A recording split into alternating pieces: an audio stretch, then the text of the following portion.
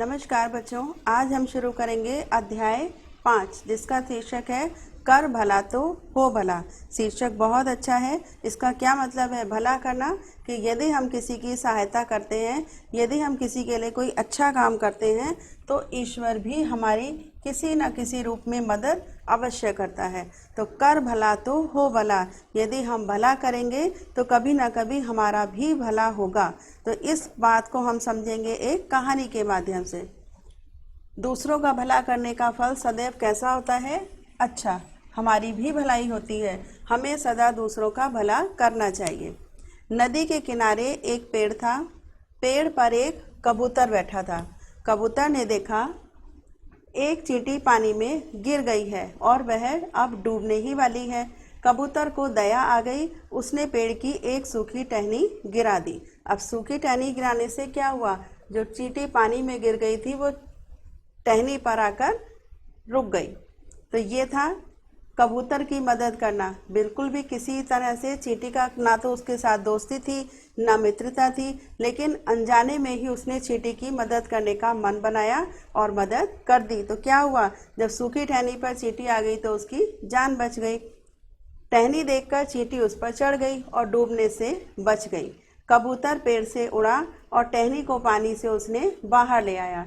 चींटी को बड़ी खुशी हुई। उसने कबूतर को मन ही मन कह दिया, धन्यवाद। देखिए कैसे बोला, तुमने मेरे जीवन की रक्षा की, तुम्हारा धन्यवाद मित्र।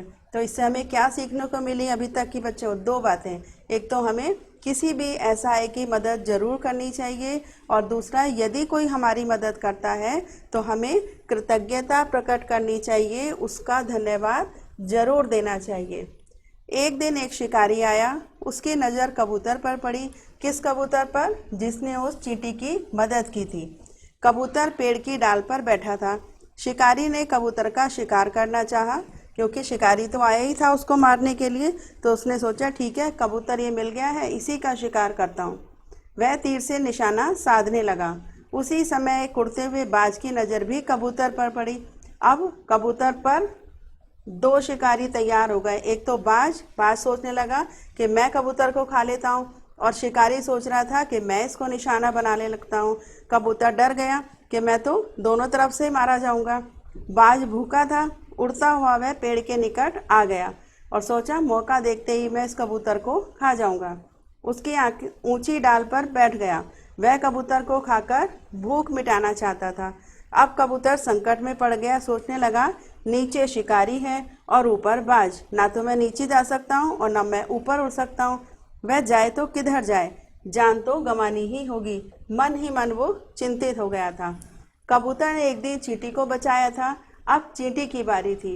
उसने भी कबूतर को बचाना चाहा। चींटी ने उस कबूतर को पहचान लिया कि ये वही कबूतर है जिसने मेरी मदद की थी।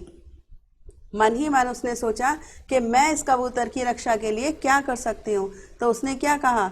वह झट शिकारी के पास पहुँच गई, जो जमीन पर खड़ा निशाना साध रहा था, और लगी उसे काटने। देखिए पिक्चर में क्या दिखाया है, उसके पैर में चींटी ने बहुत जोर से काट लिया। शिकारी के हाथ पांव हिल गए। हाथ पांव हिलना यानी उसने जो निशाना साध रखा था वो उसका हट गया।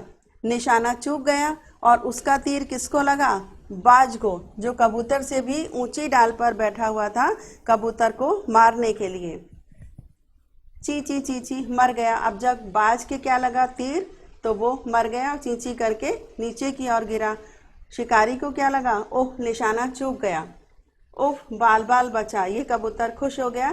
तो तीनों संवाद किसके हैं? ये संवाद बाज ने किया, ये संवाद शिकारी ने किया, और ये कौन बोला? उफ, बच गया, कबूतर। अब ये देखिए नंबर 4 संवाद किसका है? ये चींटी पैर में काट रही है, जोर से काटती है। अब तीर लगते ही बाज नीचे गिरा और मर गया। कबूतर की जान बची और वह वहां से उड़ गया। कबूतर को नहीं पता लगा कि किसके कारण मेरी मदद हुई, लेकिन भगवान ने उस चींटी को वहीं भेज दिया। किस लिए? क्योंकि एक दिन उस कबूतर ने चींटी की मदद की थी। तो बच्चों अभी हमने क्या पढ़ा था? शीर्षक कर भला तो हो भला। यदि हम किसी की अनजाने में भी किसी असहाय या परेशानी में फंसे हुए व्यक्ति की मदद करते हैं तो भगवान किसी न किसी रूप में हमारी मदद करवा ही देता है। तो हमें अपने अंदर ये कौन सा गुण लाना चाहिए कि यदि हम किसी भी परेशान व्यक्ति को या जीव जंतु को, पशु पक्षी को देखें तो हमें उसकी मदद ज़रूर करनी चाहिए। तो ये था बच्चों आज का अध्याय। अब अध्याय की पुनरावृत्ति हम कैसे करते हैं? अभ्यास प्रश्नों के माध्यम से। तो शुरू करते हैं। पहला प्रश्न, सही विकल्प पर सही का चिन्ह लगाइए। कबूतर ने चींटी को नदी में डूबने से बचाया क्योंकि उसे चींटी पर दया आ गई थी। नंबर 2, शिकारी शिकार करना चाहता था। किसका? बाज का, कबूतर का या दोनों का? केवल वो कबूतर का शिकार करना चाहता था। शिकारी के तीर से बाज मारा गया क्योंकि चींटी के काटने से शिकारी के हाथ पांव हिले और उसका निशाना चूक गया। देखिए नेक्स्ट प्रश्न है, इन शब्दों में से सही शब्द चुनकर नीचे दिए गए वाक्य पूरे कीजिए। चारों शब्द क्रिया के हैं। ये कहाँ पर हमें लिखना है? चींटी क्या हुआ था? चींटी गिरी। तो पहले रिक्त स्थान में हम क्या लिखेंगे? चींटी गिरी। बाज के साथ क्या हुआ था? बाज मरा क्योंकि उसका तीर, शिकारी का तीर बाज को लगा था। शिकारी आया और कबूतर उड़ा। तो ये चारों शब्दों से हमारी पंक्तियां पूरी होती हैं। शुरू करते हैं नेक्स्ट प्रश्न।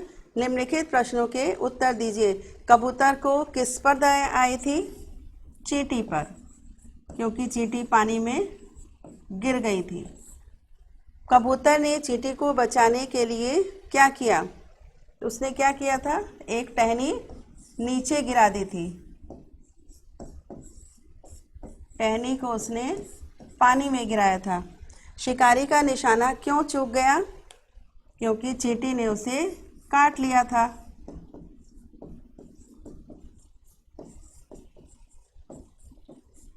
और कहाँ पर काटा था?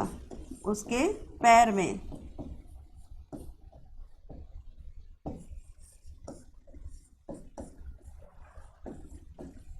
नंबर 4 प्रश्न है, बाज किस तरह मरा? बाज कैसे मरा था? जब शिकारी का निशाना चूक गया तो वो तीर बाज के जाकर लगा। इस कहानी से हम क्या सीखते हैं? इस कहानी से हमें ये सीख मिलती है कि जब भी हम किसी छोटे से छोटे भी जीव को, पशु पक्षी को या मनुष्य को परेशानी में, मुसीबत में देखें तो जितना भी हम कर सकें उसकी मदद हमें करनी चाहिए। यदि हम ऐसा करते हैं तो ईश्वर भी हमारी मदद किसी न किसी रूप में अवश्य करते हैं। तो ये था बच्चों आज का शीर्षक, कर भला तो हो भला। तो ये था आज का अध्याय। कल फिर मिलेंगे एक नए अध्याय के साथ। तब तक के लिए बच्चों हैप्पी लर्निंग।